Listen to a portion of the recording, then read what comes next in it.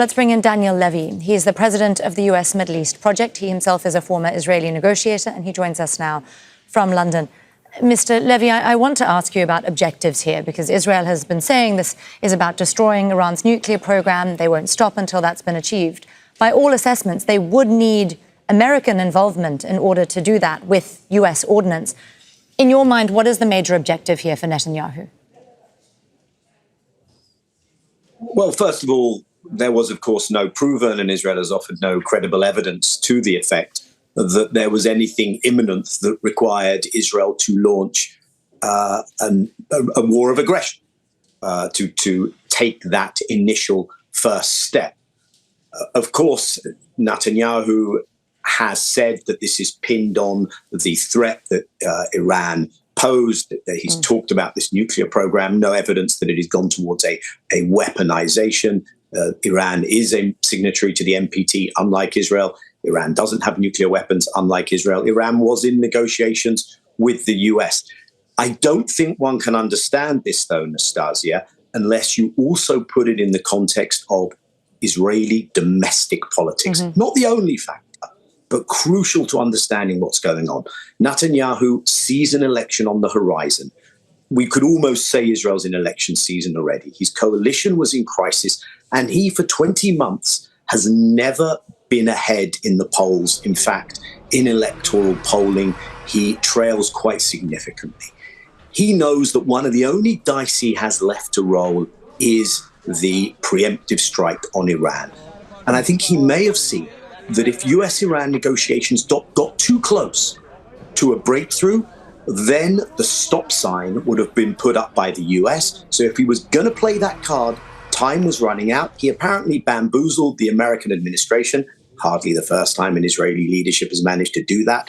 But he bamboozled this administration that this wouldn't undermine the talks. It might even help the talks. And for a few hours, it seemed that Trump joined that euphoria. So when you ask what is trying to be achieved, one has to understand it in that context. There is a political goal here for Netanyahu. He has to be able to credibly claim that sufficient damage has been done, that Israel hasn't taken a hit that is too difficult on the Israeli side. And most people now look at this and say that to take a success further, Netanyahu has to draw the Americans directly into a military confrontation.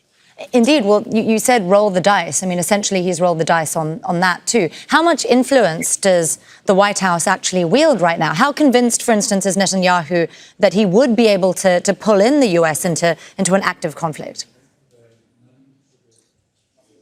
My sense, Nastasia, is that that is the moment we are in, and that Trump has three choices: join the war, stop the war, or don't decide.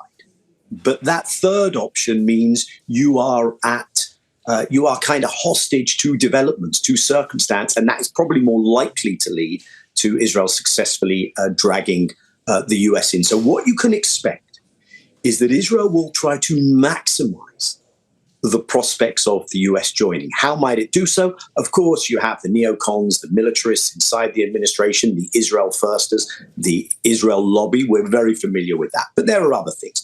Israel is trying to provoke Iran maximally, hoping that Iran might directly target, or via armed groups close to Iran, directly target something American. Iran hasn't done that thus far.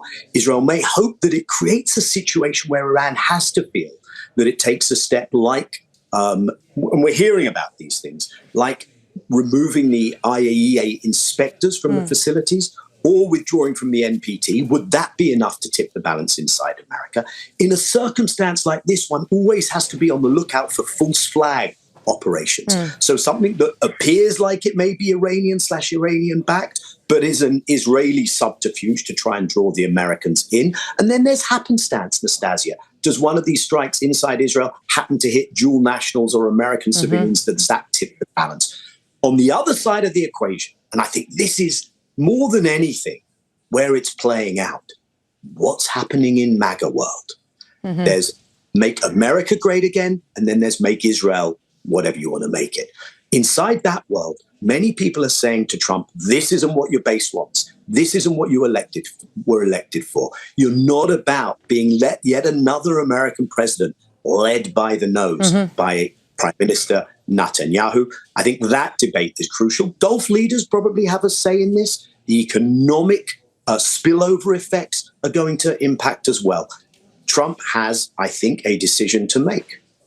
Huge implications, whatever is decided in the coming hours and days. Daniel Levy there, the president of the US Middle East Project. Thank you so much for joining us on the NewsHour. Thank you. Make sure to subscribe to our channel to get the latest news from Al Jazeera.